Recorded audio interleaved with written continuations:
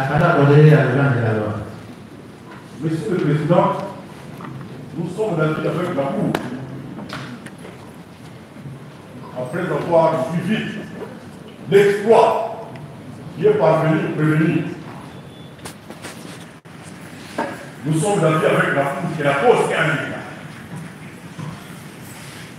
Néanmoins, c'est toujours dans le strict respect des droits de la défense. Si la Cour peut s'assurer, si au dossier, il n'y a aucune correspondance qui puisse attirer son attention, sur la Cour de remettre les pas au ministère public. C'est pas qui cristallisé par votre propre mot. Ce n'est pas pour la défense ou bien les collectifs répondent des faits. Non. C'est pour une remise cristallisée par cette cour, autre cour. L'intérêt, c'est quoi? C'est pour avoir réellement des éléments de notre client pour que la cour puisse l'entendre. Nous sollicitons une remise active conséquente. On ne représente pas personnalité que nous représentons le client. Nous avons plus d'équité, donc nous sollicitons. C'est pour une remise, c'est pas pour une fait. J'ai dit.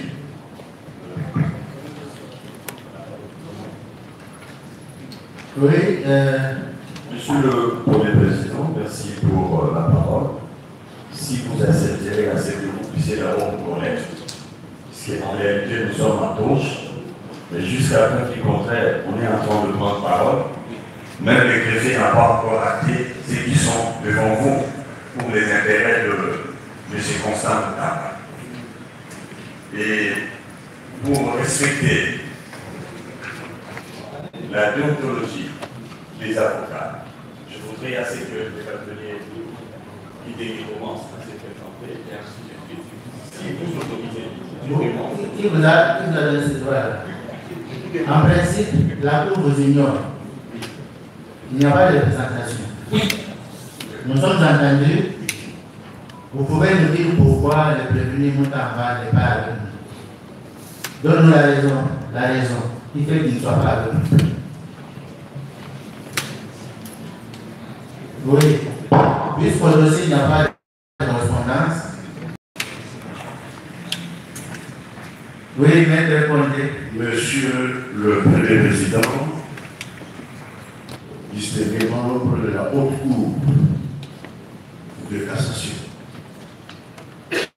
Monsieur le Procureur général, près de la Cour de cassation, nous devons répondre à la préoccupation de l'office de cour de savoir pourquoi notre client n'est pas physiquement à l'audience sur terre. Mais il me semble, pour des raisons de respect à la Cour, les personnes qui prennent la parole pour répondre à notre préoccupation doivent être identifiées, il me semble.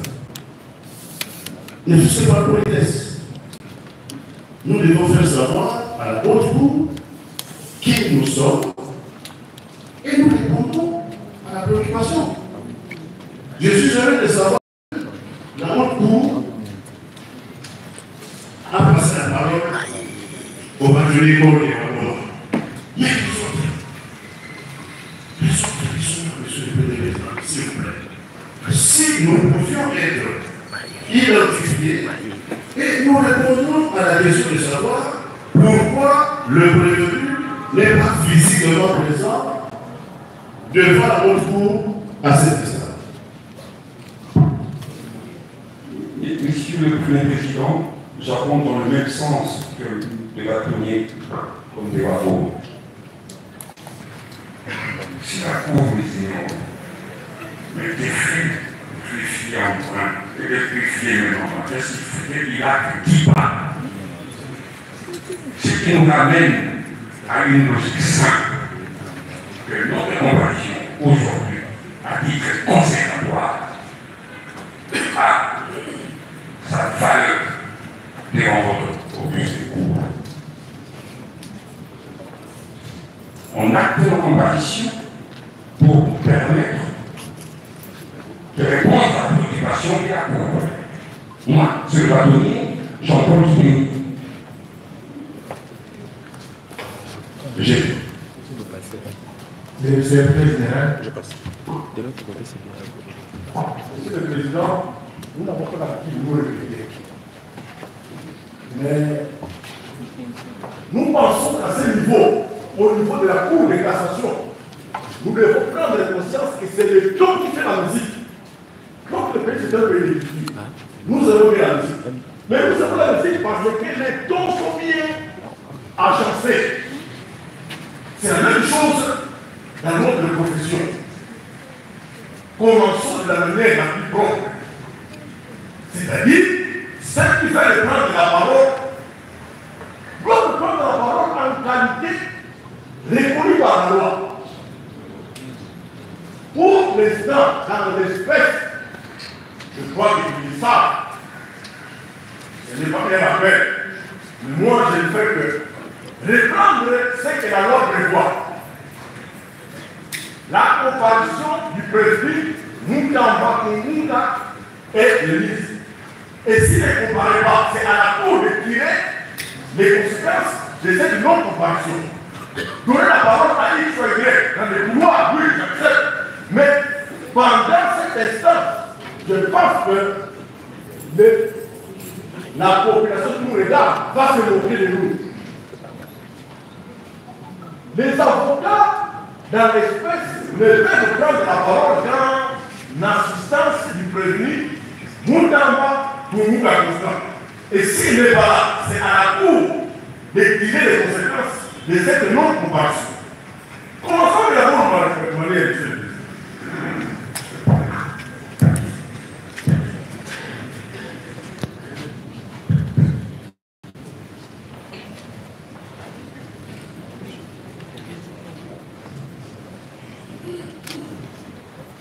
le Président. Monsieur le Président,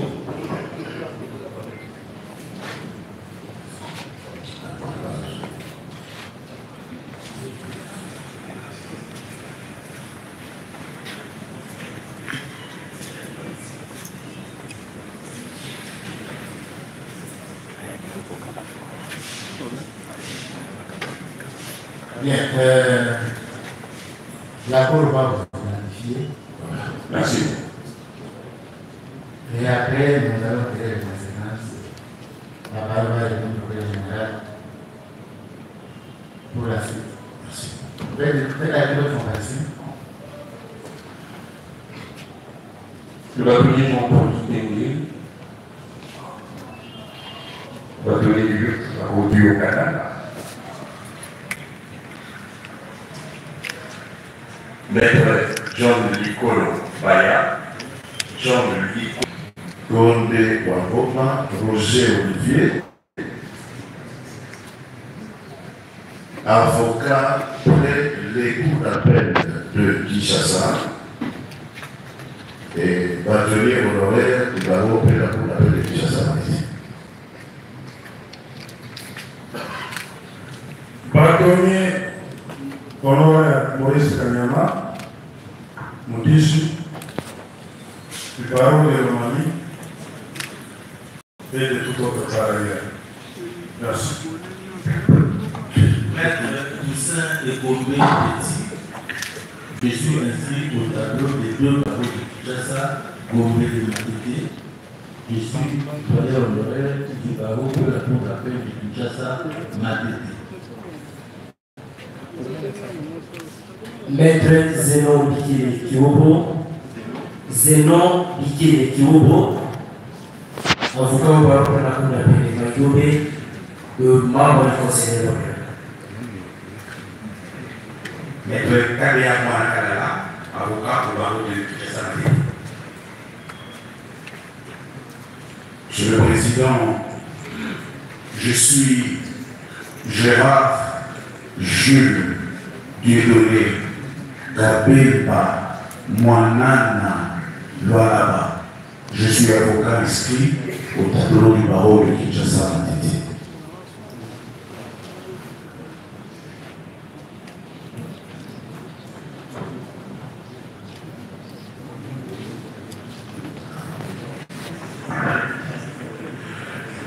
Maître Mokito, avocat pour les barreaux de la justice. Maître Elif Munganga Chishugi, Elif Munganga Chishugi, avocat au barreau de Kinshasa.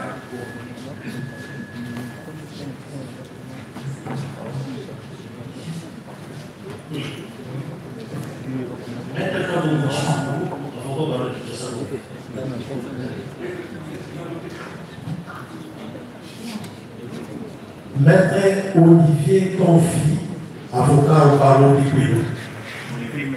Confi, comme le verbe est confi.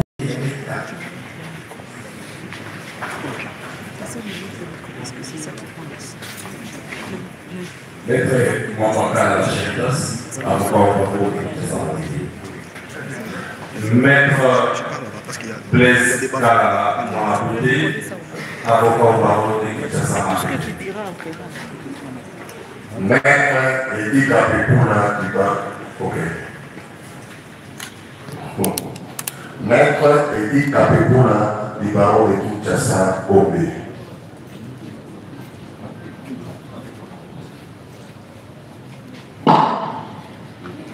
Maître Yves Kisombe Bisika Lissassi, avocat près la cour d'appel de Kinshasa, Gombe.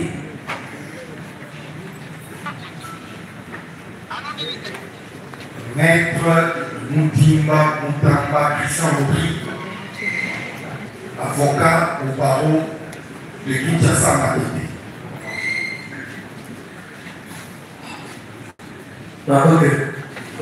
Maître Elila Ikoko Benzome, Elila Ikoko Benzome, avocat au barreau de l'État.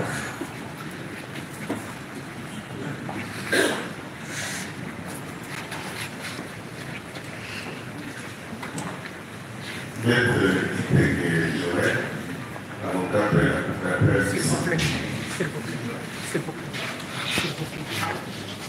Maître Michel Moukeba, Babenda, avocat au barreau de Kinshasa, Matete. Maître Ngoyi Panga Jean-Baptiste, avocat au barreau de Maïtopé. Maître Merlou Nkokani, Merlou, oui, Merlou Nkokani, Matumuna Nzori, avocat au barreau de l'appel du Maïtopé. Maître Kouni Sida Liben, avocat au barreau de Kinshasa. Maître Kouni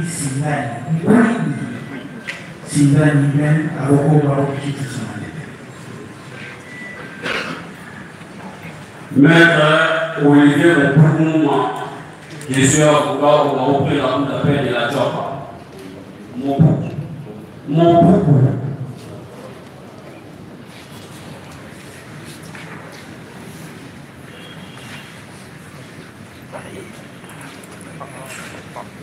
Maître Patrice Chaud Gado, avocat au barreau de Santo.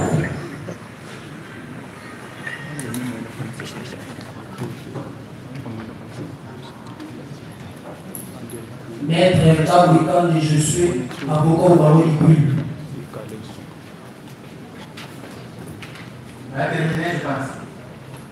Maître Grace Maya Ngoyi, avocat au barreau de Kinshasa, Matete.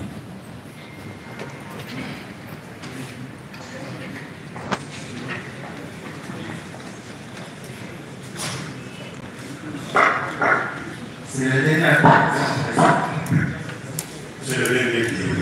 D'accord, la Cour veut savoir pourquoi elle est venue dans la Maître Condé. Monsieur le Premier Président de la Cour de cassation, honoré membre de la Haute Cour, Monsieur le Procureur général de la Cour de cassation, vous devez, me semble-t-il, avoir remarqué que les avocats eux-mêmes il ne réalise pas pourquoi nous serons en train. Nous sommes venus pour l'assister. Au dernier appel que nous avons effectué, il était en route. Pour l'instant, je dois à la vérité pour dire que nous devons considérer qu'il s'agit d'un cas de force majeure. Un cas de force majeure. Et comme la Cour ne peut pas instruire cette cause avec les avocats dont le client n'est pas physiquement présent, et comme aussi en espèce, les avocats de bonne foi qui sont venus assister le client n'ont pas eu accès au dossier judiciaire. La combinaison de ces deux éléments me semble être de nature à permettre à la haute cour, envers laquelle nous avons eu le respect, d'apprécier ces circonstances exceptionnelles et de daigner renvoyer l'affaire à telle date que de daigner sur les choses soient prises. Je dis. Monsieur le Président,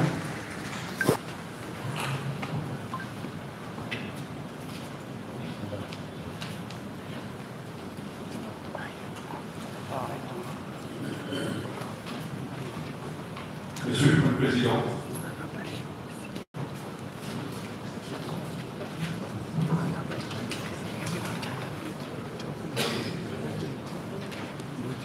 il y a encore une intervention. nous avons voulu tout simplement dire un mot par rapport à la pratique judiciaire qui a toujours été cristallisée du fait de l'absence physique d'un prévenu. Le prévenu n'est pas là, les avocats comparaissent à titre conservatoire, sollicitent l'Église. À moins que la Cour puisse changer aujourd'hui, nos juridictions, nos cours et tribunaux ont toujours fait ça. Honneur à votre Cour.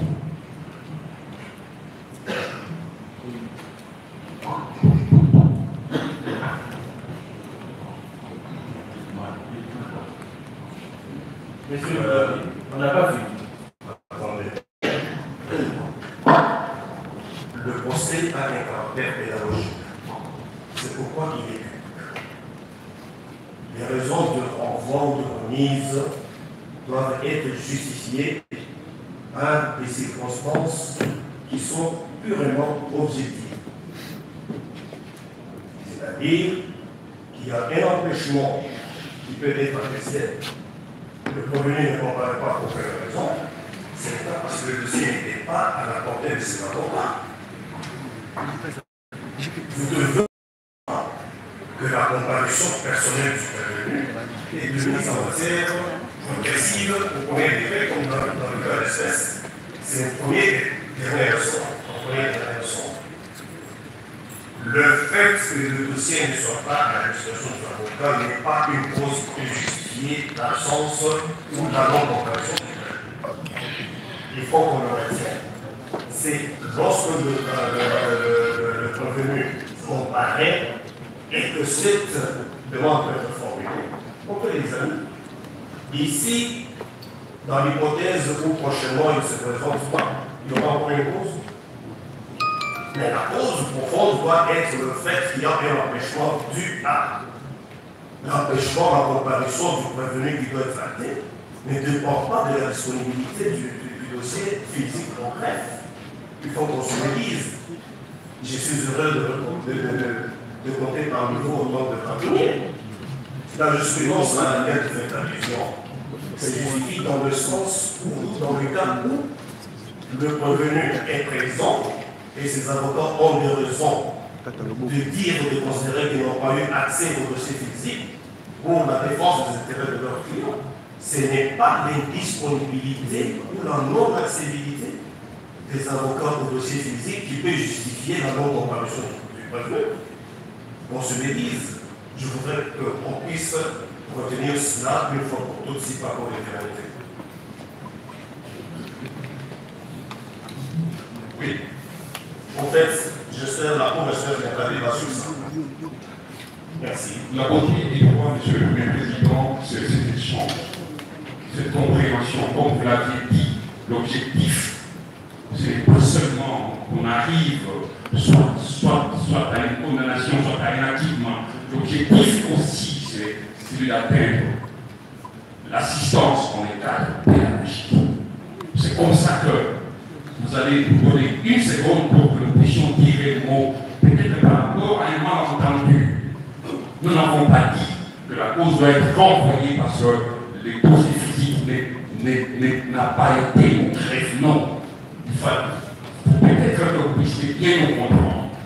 Nous sommes en train d'évoquer des moyens pour que la Cour comprenne que nous sommes en train de défendre une personne qui a des droits en tant que collectif de la défense. Nous avons l'obligation de faire comprendre à la Cour, à la haute Cour, que nous n'avons pas eu accès aux dossiers. Cela ne justifie pas que le client soit présent ou pas. Le client n'est pas là. Nous avons expliqué notre raison pour que vous puissiez nous comprendre en disant ceci. Il y a des pratiques judiciaires qui s'intègrent par votre cours. Sinon, toutes les comparaisons devant les cours des tribunaux deviennent sans objet, à titre conservatoire. Nous sommes en train de défendre, nous devons défendre ces droits. Je crois que le cours est conscient que non, elle doit faire son travail. Nous devons faire aussi notre travail. Mais nous vous expliquons. Mais l'école de la vie, un cas de force majeure. Oui, ces cas de force majeure nous ramènent à faire comprendre à la Cour que nous sollicitons raisons évidentes que la Cour puisse renvoyer la cause et à la prochaine audience, nous serons là, que le client soit là ou pas, nous serons là. Si vous nous demandez des parties, nous partirons. Mais si le client est là, nous allons l'assister, pas le représenter. J'ai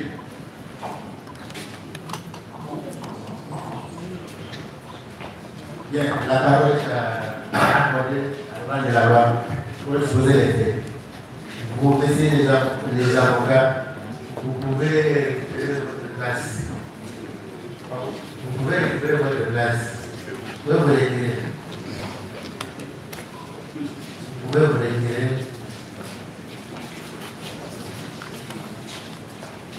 Monsieur le Premier général, vous avez la parole.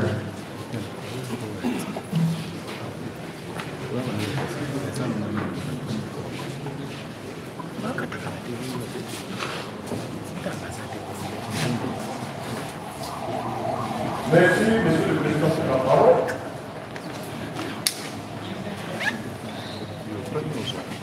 Nous voulons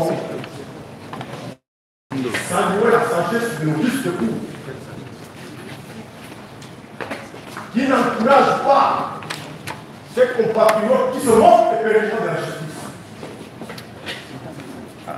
Même quand on lui dit de venir pour présenter votre défense, ça ne lui dit rien. La Cour a failli tomber dans ce piège. Merci, Monsieur le Président. Merci, Monsieur le Président, pour avoir fait honneur à notre pays. Il ne faut pas encourager ces compatriotes qui ne prennent pas conscience de ce que signifie un état de droit. Monsieur le Président, par notre requête numéro 2217, bar RLP 5, bar 0221.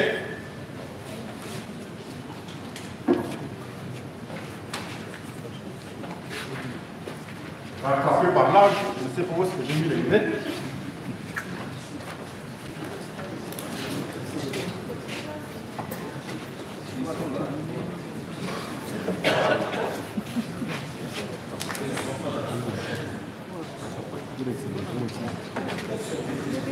Donc c'est tombé.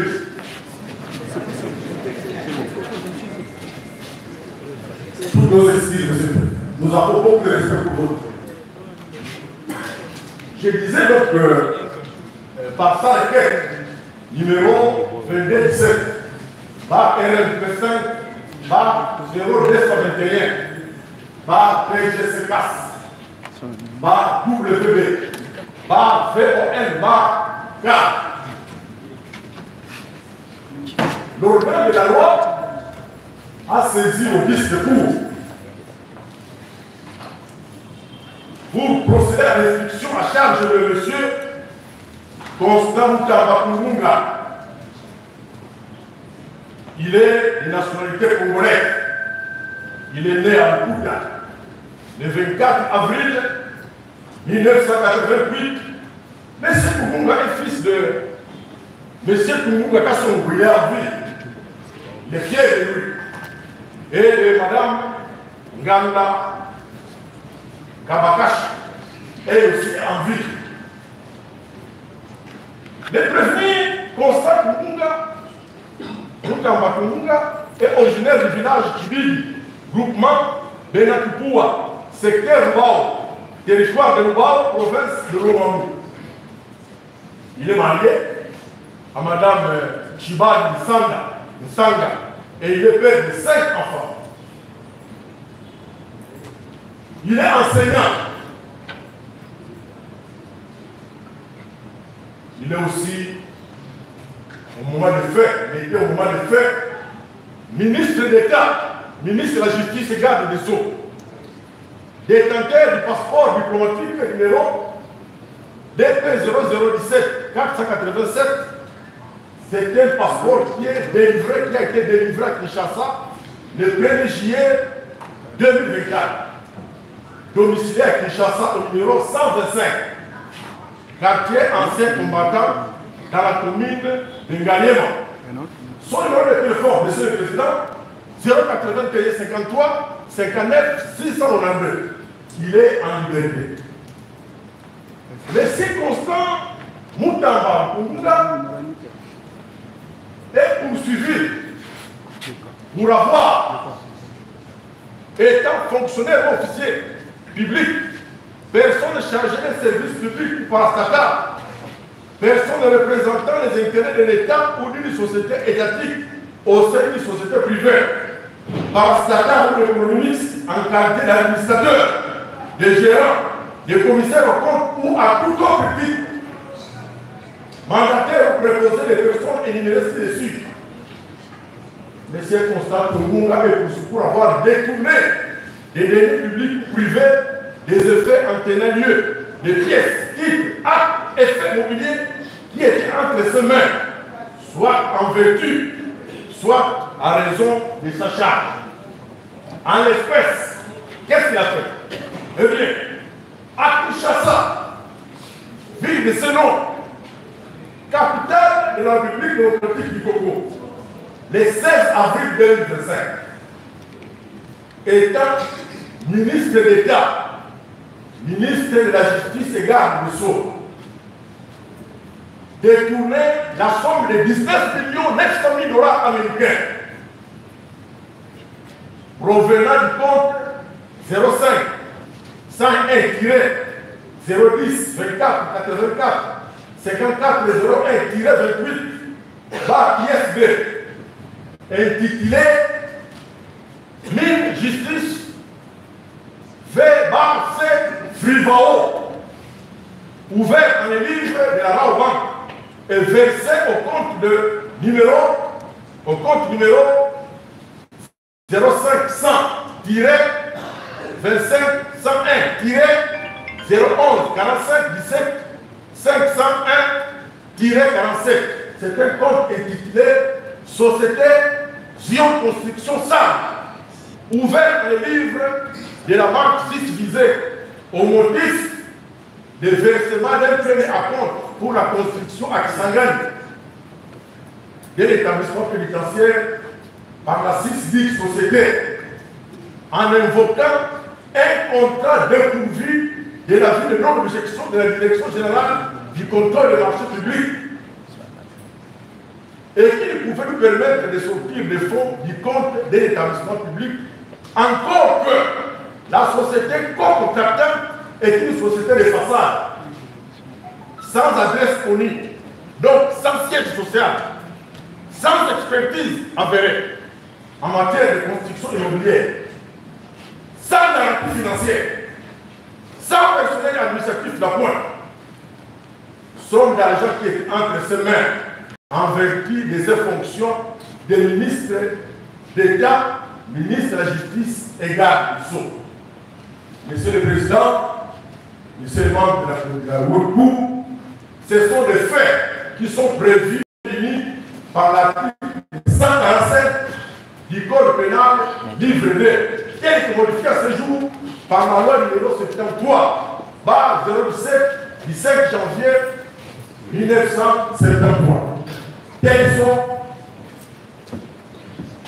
les faits pour lesquels, quels sont les faits de notre requête qui a permis à votre auguste cour d'organiser la présente audience.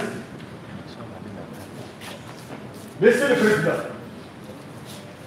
si vous permettez qu'on poursuive avec l'exposé des faits, tel que vous l'avez demandé, nous avons d'abord donné les contenus de la requête qui nous a permis de déférer les circonstances pour Munga devant votre auguste cour. Nous sommes à votre disposition pour poursuivre et donner lecture des faits pour lesquels il a été appelé devant votre auguste cour. Merci, monsieur le Président.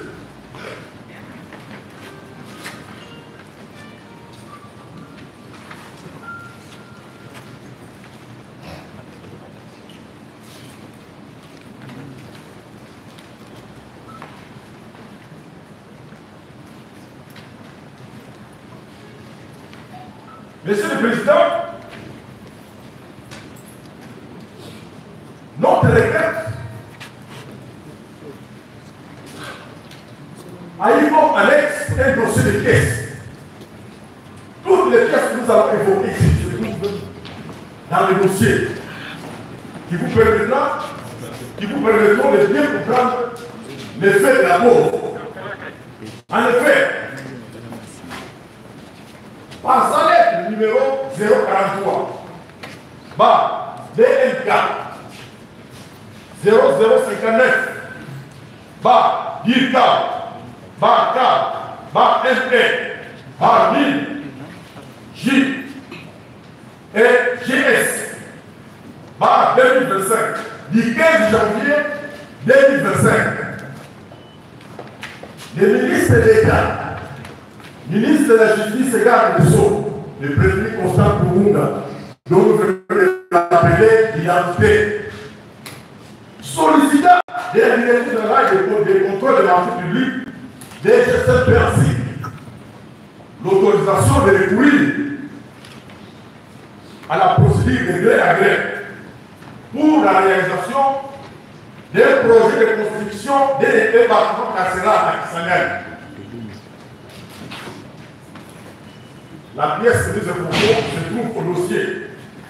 Le directeur général AI de ce service, par sa lettre numéro 0094, bar DGSMP, bar DG, bar DCP, bar D1, bar KN 2025, du 31 janvier 2025,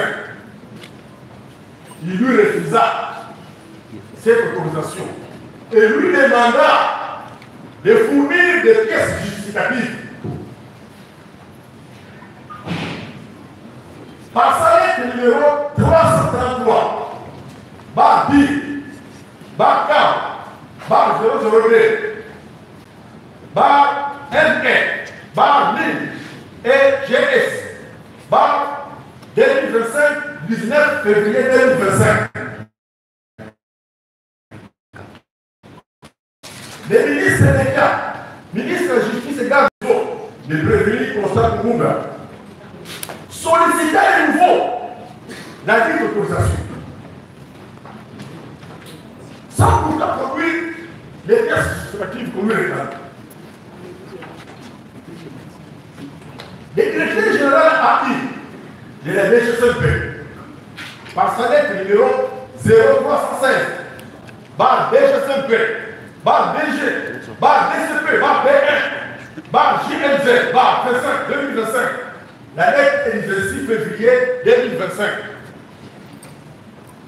Lui accorda cette autorisation spéciale et recourir à la procédure de gré à gré avec la société Zion Construction au coût de 39 877 067,96 $ américains hors taxe.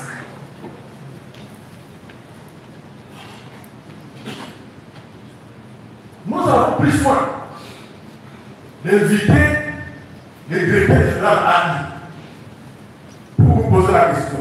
Mais pour quelle raison, alors que nous avons fourni les pièces justificatives, nous avons accordé cette autorisation? Il dit ceci, nous se trouvons au dossier. J'ai subi des fortes pressions de la part du ministre de l'État, ministre de la Justice. Créer des représailles. J'ai été obligé de lui accorder cette autorisation. Monsieur le Président, Monsieur de la Cour, nous avons pris soin de verser au dossier. Les décrets numéro 23, barre 012, du 3 mars 2023, portant manière de procédure des marchés publics, les marchés de gré à gré, en son article 136, vous allez remarquer que ces marchés de gré à gré obéissent à des étapes de manière chronologique pour la suite. Nous reviendrons pour rappeler ces étapes. Notamment, la personne qui veut recourir à la procédure de marché de gré à gré doit formuler une demande, une autorisation, on doit demander une autorisation à la direction générale du marché de contrôle de marché public et doit joindre toutes les pièces qui peuvent amener cette autorité à lui accorder la libre d'autorisation. Lorsque vous accordez l'autorisation, vous devez entrer en discussion. Vous devez entrer en discussion avec les personnes qui sont capables de réaliser votre œuvre. Monsieur le Président, vous comprenez? Donc, vous avez la police souriante.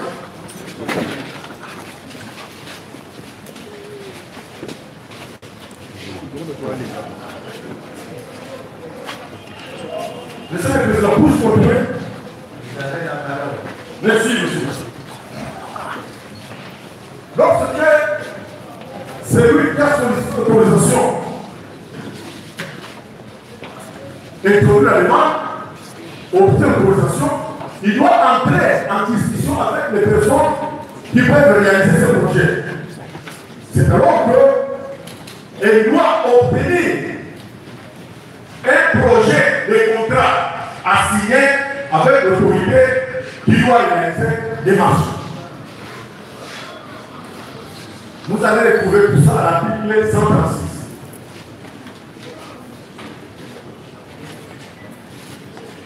Vous rentrez auprès de cette autorité pour obtenir ce que la loi appelle l'avis de non-objection.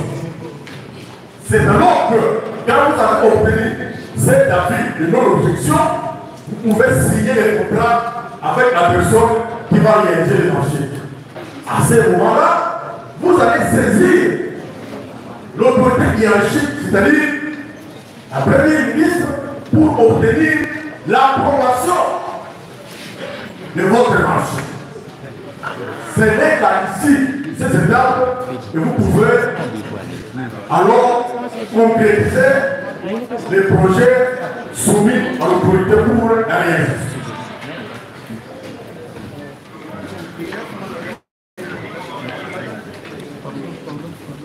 Dans sa lettre numéro 729, LW 436 WEA, CAB, ME, NINEGS, 2025, du 1er avril 2025, c'est une pièce qui joue au dossier. Le prévenu Constant Kongunga, puisque c'est de lui qu'il s'agit,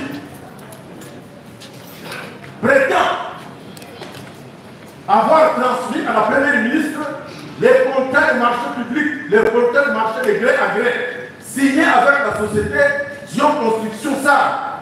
Alors que les contrats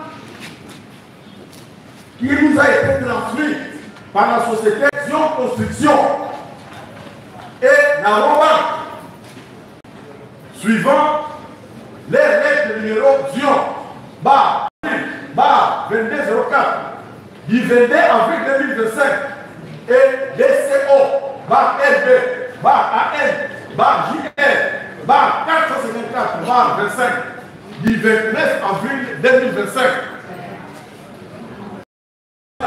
n'a été signé le 14 avril 2025.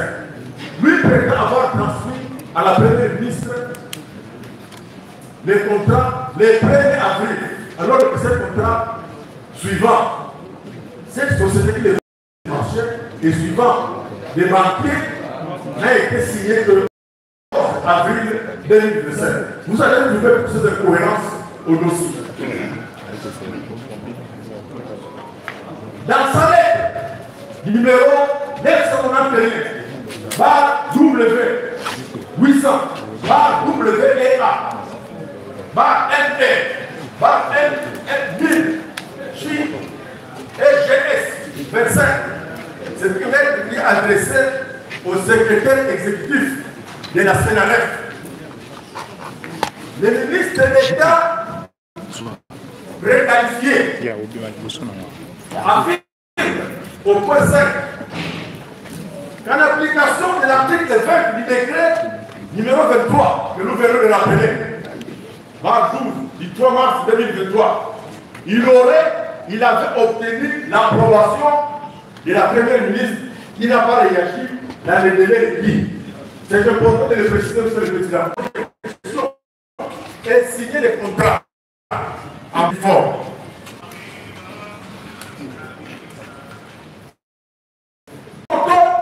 Également que les étapes que nous venons de publier tout à l'heure par la loi relative au marché public doivent être accomplies de manière chronologique, de sorte qu'en cas de non-réalisation d'une étape, on ne peut pas passer à l'étape suivante au risque de bloquer la procédure. Par conséquent, les délais de 10 jours prévus à l'article 20, alinéa 2 et 3 du décret que nous venons d'évoquer concerne l'approbation du marché dont le processus a été régulièrement suivi et dont il n'existe aucune ambiguïté. Or, dans l'espèce, il y a effectivement ambiguïté. Car non seulement le processus n'a pas été régulièrement suivi, il fait que d'autres étapes ont été délibérément escamotées, mais aussi il y a ambiguïté car la copie du contrat en votre possession qui est versée au dossier date du 14 avril 2025, alors que la demande d'approbation adressée à la première ministre date du 1er avril 2025. Donc, la première ministre ne pouvait pas approuver un contrat qui n'existait pas encore. Par ailleurs, dans cette lettre, il demande d'approbation adressée à la première ministre. Le président Constant Munga, alors ministre de l'État, ministre de la Justice et garde des Sceaux, se réfère à l'autorisation spéciale adressée à la Direction générale des contrôles de marché public suivant la lettre numéro 0316 du 26 février 2025 que nous venons de rappeler, adressée au directeur général AI. Cette dernière lettre accorde l'autorisation spéciale de recourir au marché de gré à gré pour un montant de 39 877 067,96 $. Or, les contrats en question, les contrats en question en votre possession, c'est-à-dire le contrat qui est versé au dossier, portent ici un montant de 29 de dollars. On vous accorde l'autorisation pour le montant de 49 millions, sans amendement, sans un élément nouveau, vous ramenez ce contrat-là à 29 millions. Ça laisse le premier temps. Nous notons également qu'au point 6 de l'ordonnance numéro 22/003 du 7 janvier 2022, c'est une ordonnance qui fixe les attributions des ministères. Ça se trouve au dossier. Seuls les ministères des ITP, infrastructures et travaux publics, qui est compétent, notamment pour concevoir, construire les édifices publics en collaboration, les cas échéants, avec les ministres concernés par les projets d'infrastructure. Mais, vous êtes ministre des grands ministres de la Justice, comment vous allez vous occuper de la construction des édifices publics? C'est quand même étonnant. Dans l'état qui nous concerne, ces contrats devaient être signés par les ministres des ITP, en collaboration les cas échéants avec les ministres sectoriels. Les prévenus Constant Kourouka a sciemment ignoré son collègue des ITP. Dans toutes ces correspondances, tantôt adressées à la direction des contrôles des marchés publics, tantôt adressées à la première ministre, vous ne verrez nulle part une réserve compris à son collègue des ITP. Il a ignoré.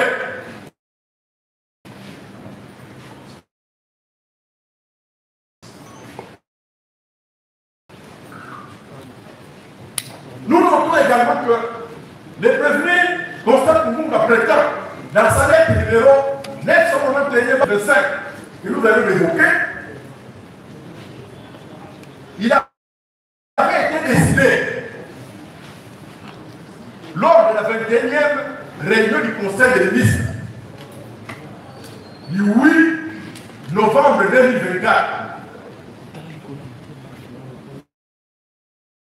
Lors de cette réunion, M. le Président, M. Dakou, il avait été décidé la construction d'une nouvelle prison et ou des maisons d'arrêt à Kinshasa ou en province.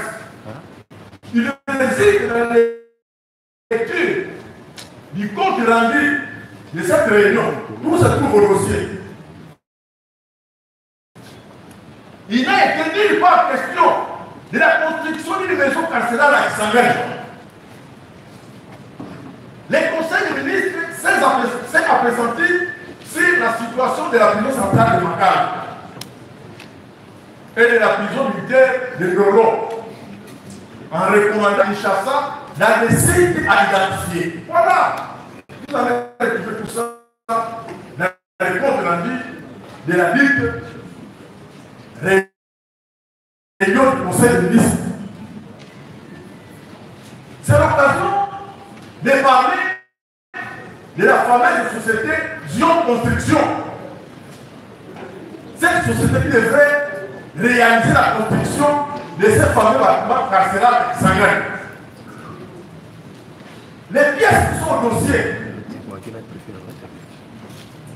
prouvent que cette fameuse société n'a été créée au 28 mars 2024. Cette société n'a jamais été agréée par le ministère des infrastructures et des travaux publics. Qui est l'exige de la loi? Faute de certificat, lui délivré par ce ministère. Cette société n'a pas un personnel administratif ni technique. Sa déclaration mensuelle des impôts professionnels et exceptionnels ici de l'indemnisation de mars 2025 renseigne qu'il n'a qu'un seul employé pour lesquels société. Un seul employé associé actif. Les certificats d'immatriculation et les déclarations d'embauche numéro ONN, barre DG, barre direct, barre GU, 24-17, barre 2024, renseigne également que cette fameuse société n'a déclaré que 2 employés à l'Office national d'emploi. Cependant,